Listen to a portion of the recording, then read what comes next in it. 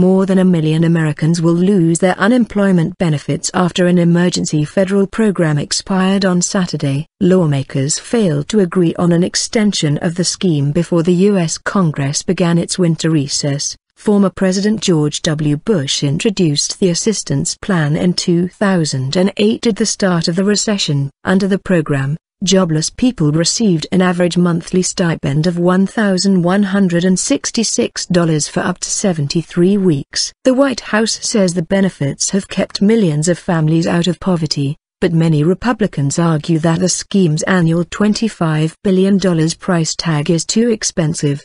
The stalemate comes 2 months after a budget fight in the U.S. Congress led to the partial shutdown of the government. Urgent priority. President Barack Obama has vowed to push for the renewal of the expired program when Congress reconvenes in early January.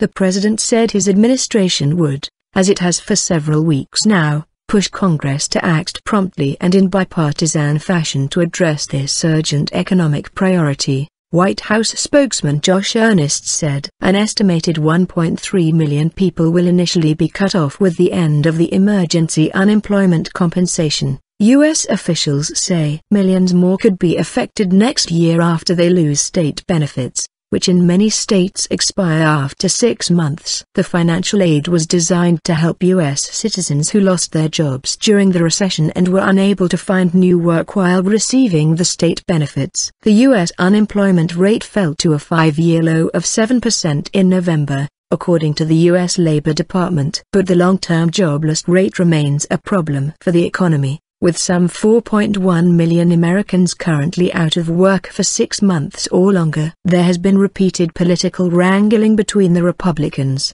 who control the lower house, the House of Representatives, and the Democrats, who have a majority in the upper house, the Senate, because of disagreements between the two houses over federal government spending.